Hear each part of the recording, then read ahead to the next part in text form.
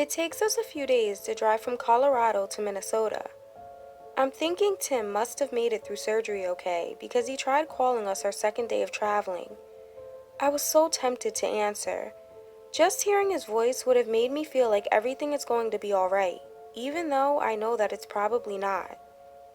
I wanted nothing more than to pick up the phone and for him to tell me that the doctors fixed him up and he's as good as new, or that he'll meet up with us in Minnesota so that we can be a family again.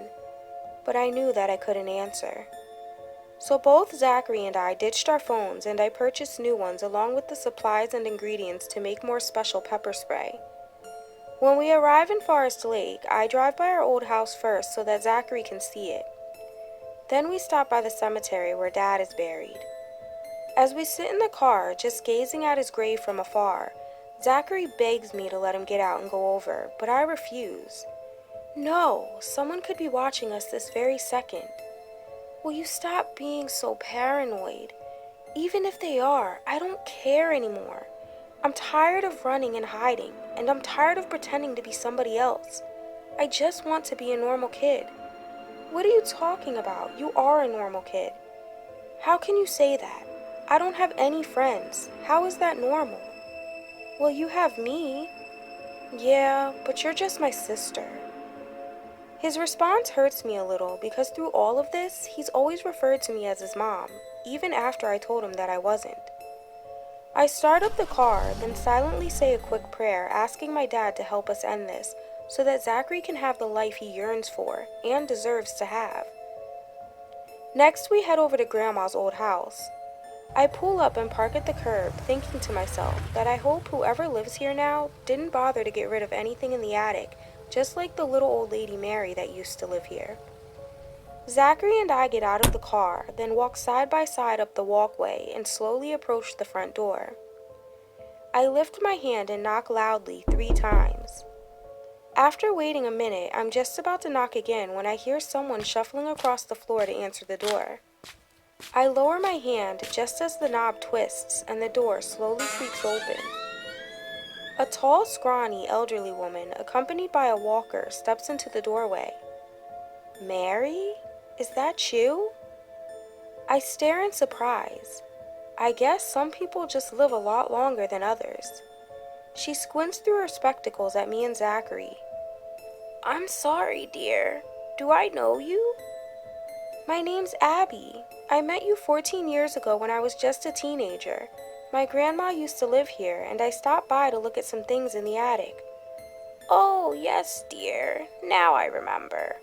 It's so good to see you again. And who's that you've got there with you?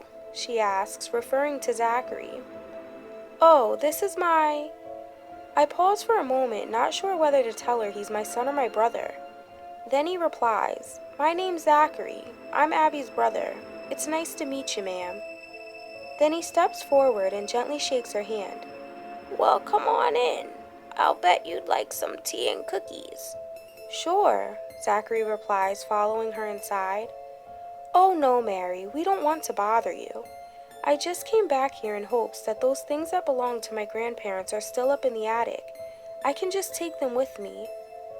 Oh yes, dear. Everything's still up there, right where you left it. I haven't been up there in ages. The stairs are just too much on these old bones anymore. So, would it be alright if I took the boxes with me then? Yes, of course. Go ahead, dear. You know where the attic is. I glance over at Zachary. Will you be alright down here? He shakes his head. No, I'm gonna come help you. So we head down the hallway that leads to the attic. I open the door, then climb the steep steps and reach up to pull the string dangling at the top of them. But when the light doesn't cut on, I look up and realize that there isn't even a light bulb. I pull out my cell phone, cut on my flashlight, and shine it around the room. Everything looks exactly the same as the last time I was here, just covered in even more dust and cobwebs. I walk over to the first cardboard box that I see, flip open the flaps, and look inside. It's the one I was looking for, the one with Grandpa's photographs and letters. I pick it up, then point to another pile of boxes in the corner and tell Zachary to get those. Then we carry them downstairs, place them in the trunk, and then head back up to the attic, but Mary stops us. "It looks like you're in a hurry. You can spend the night if you need to. I don't get much company." "Thanks, Mary, but we've got somewhere we need to be," I answer before following Zachary back upstairs. I intend on taking as much as I can fit in the car, because I don't plan on ever coming back here to Forest Lake if I don't have to. I want to end this and start over, hopefully for the last time. And just like Zachary said, I'm tired of running and hiding too. I hope that after all of this is said and done, Tim and I can be together again and start our own family, just like I've always wanted. We make a few more trips before finally getting all of the boxes to the car. I don't have much room left, but I think it can probably fit Grandma's old trunk, which I don't think will help us with finding Clarence, but I would really just love to have it. So I get ready to head back up to the attic one last time, but first peek my head into the kitchen to tell Mary that we're almost finished. She's seated at the table, sipping a cup of tea. "Don't worry, dear. Take your time." Once we're upstairs, Zachary takes one last look around, examining everything curiously. "Where's that secret room that the changeling was in when you first discovered it?" My heart starts to race as I turn to look toward the back of the attic. I haven't been back there since that day the changeling killed Grandma right in front of me when I was still just a little girl. I lift my finger and point toward it. "Can I go see it?" he asks. "We really need to get back on the road. I don't want to stay in town too long and risk getting caught. Will you stop being so paranoid all of the time? What are you really so afraid of? No one around here even knows what either of us look like." Exactly my point. We don't know any of the people around here either, which makes it even more difficult to determine if they're the changeling. "But fine, go ahead. I'll meet you at the car," I tell him, then grab a hold of one side of the trunk and begin dragging it across the attic floor. He starts walking toward the back of the attic, but then sees me struggling with the trunk and comes to help. "I'm sorry I've been acting like such a jerk. I just really miss Tim." "Me too," I whisper. We lug the trunk out to the car and toss it into the back seat. We're just about to head back inside one last time to say goodbye to Mary when she comes trudging down the walkway, trying her best to push her walker along and carry a Tupperware dish full of cookies at the same time. "Here, dear, I can tell you're in a hurry, but are you sure you don't want to come back inside and have some tea? It's nice and hot. I just made it." "Thank you so much for everything, Mary, but we really need to get going." "Oh, all right. Well, here, take these with you," she says, handing Zachary the cookies. He takes them, thanks her, and then says goodbye. Just as he's climbing into the passenger seat, and I'm now about to say goodbye to Mary, I start to think back to when I first met her 14 years ago. She had to have been at least in her late 80s at the time, which would make her nearly 100 now. I'm not saying it's impossible for her to still be alive. Unlikely, yes, but impossible, no. Either way, she only appears to be slightly older, but other than that, she looks almost the same to me, which makes no sense. I reach into my jacket pocket and grip my pepper spray tightly.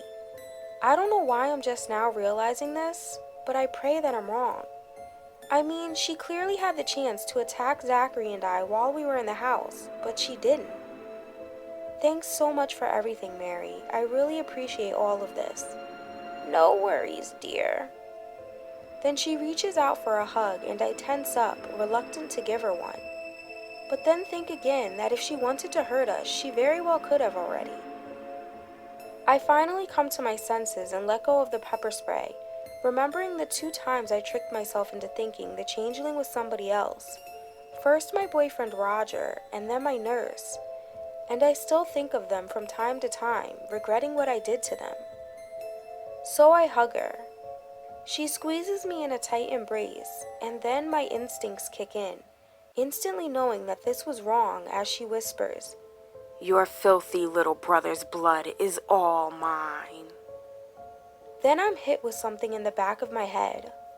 The pain is so intense I immediately begin to feel dizzy, and my vision starts fading. The last thing I remember is Zachary screaming my name. When I wake up, my head is throbbing and I'm covered in blood and lying in the passenger seat while Zachary is driving.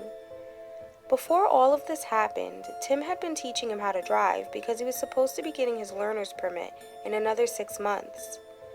"Pull over," I tell him. He pulls over to the side of the road and turns off the engine. "Are you all right? I thought you were dead. I was just about to take you to the hospital."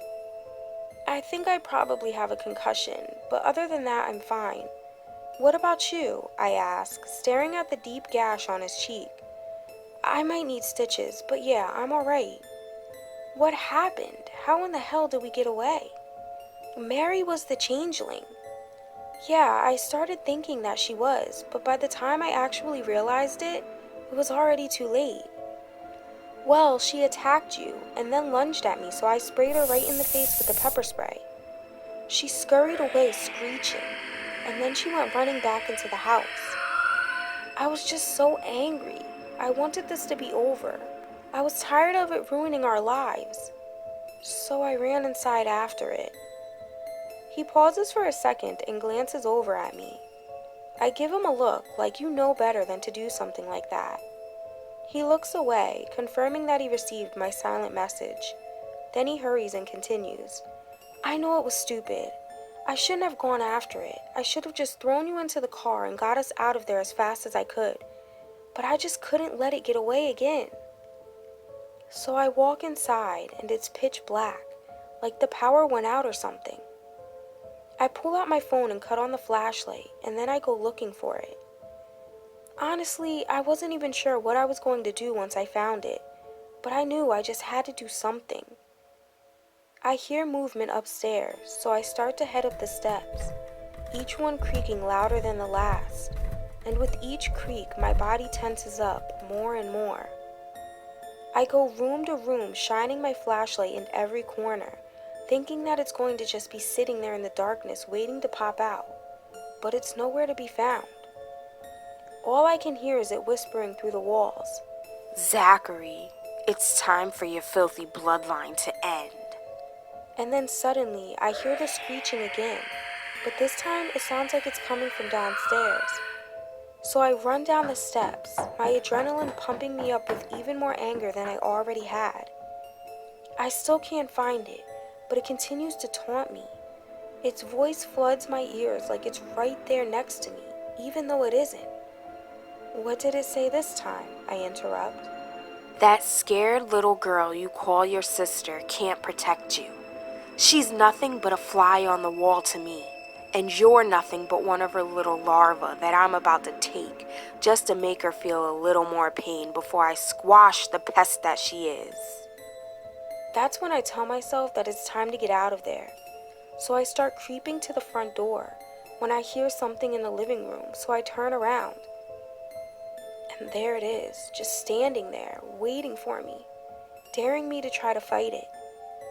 And then it says, with its eyes wide, baring its jagged, pointy teeth, "Oh, I can't wait to see your sister's face when she wakes up and finds your bloody entrails covering this whole goddamn house." Every bit of courage that I had fades away as soon as it ends its sentence, with saliva dripping down its chin.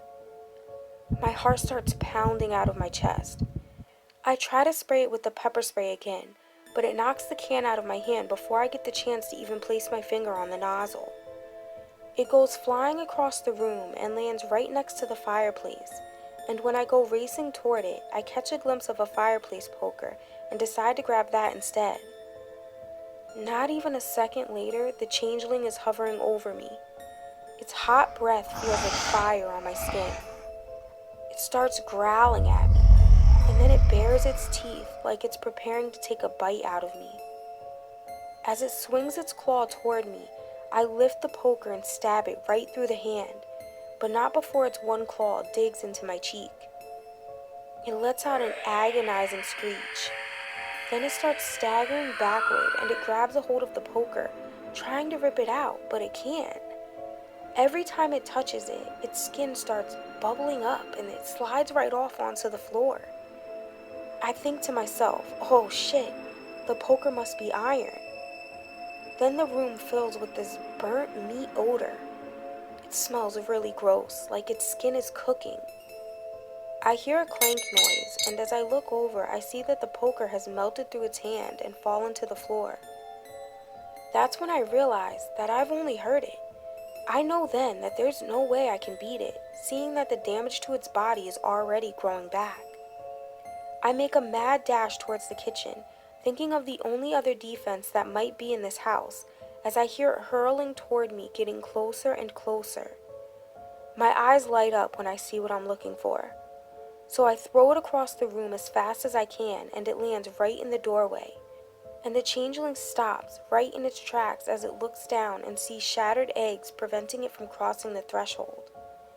It growls and hisses. You're just as much of a pest as that filthy sister of yours. I'm going to enjoy ripping your flesh from your bones. It looks down at the eggshells again and realizes my plan. You won't get her. Then it runs out the back door as I run out the front, throw you in the car, and drive away as fast as I can. Just as I'm driving away, it comes rushing around the side of the house shouting, You two are the last of your filthy bloodline, and whatever it takes, I'm going to kill you. I won't rest until you're both dead. Zachary, you could have been killed. Do you know what could have happened to you if Mary didn't have eggs in there?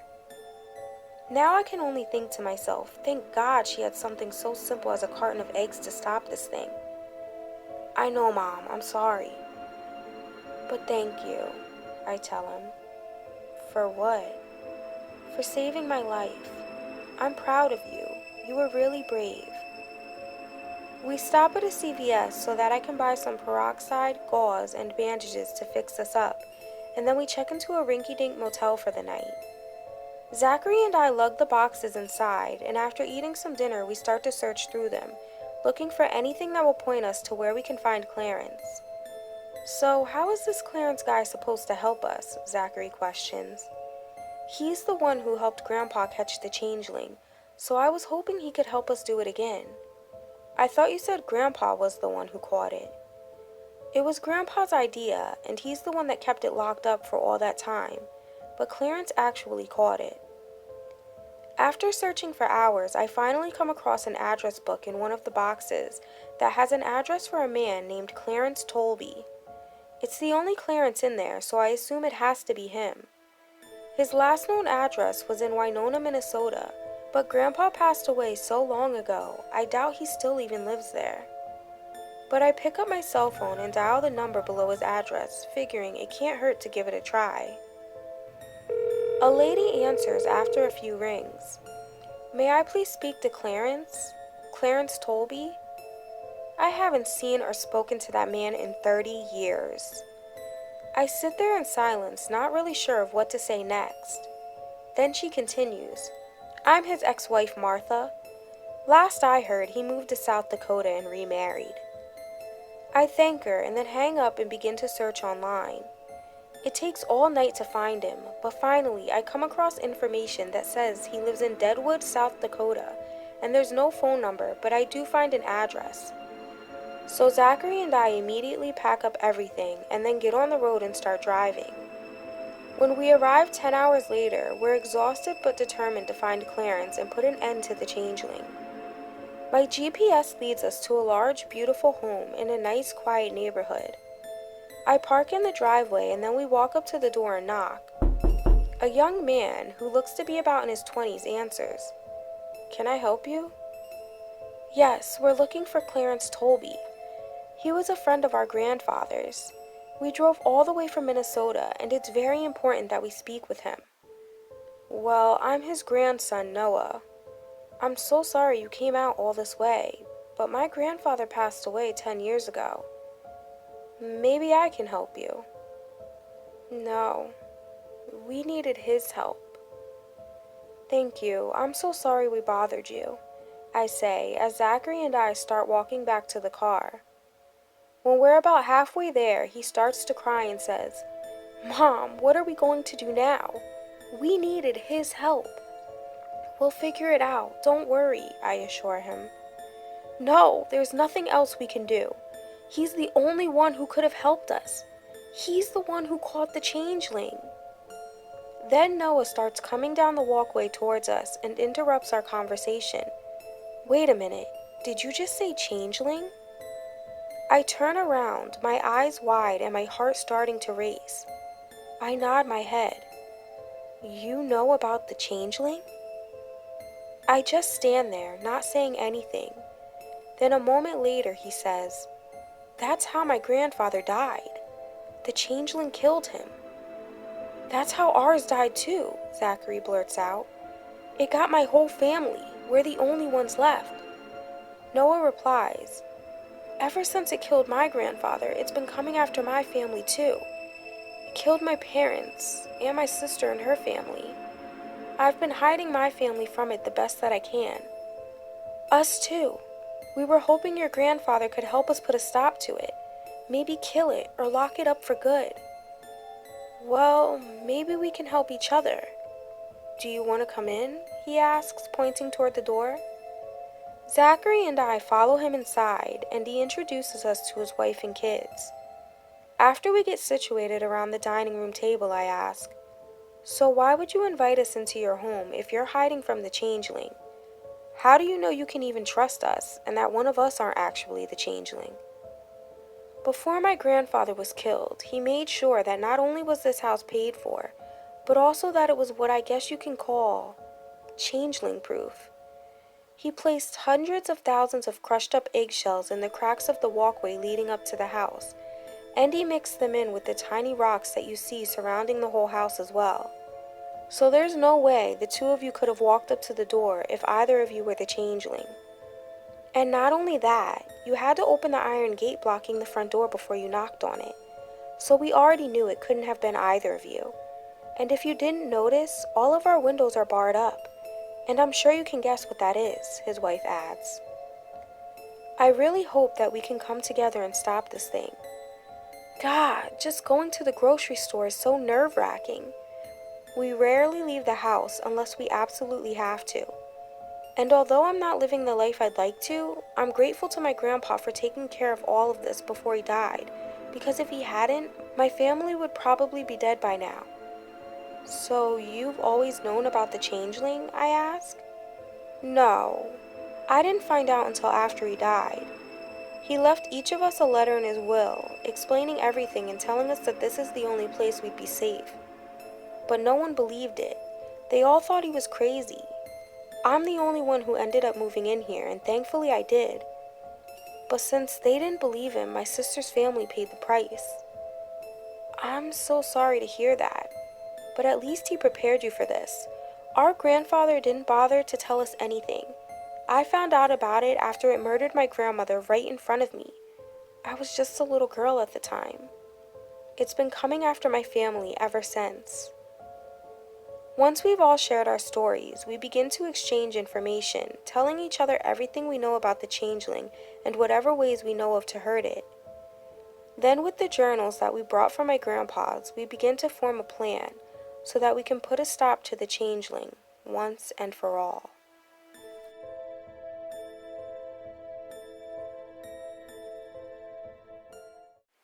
Don't forget to subscribe for new stories weekly. See you next time on Nina's Nightmares. Really? You're supposed to click the like button, not me. Ugh.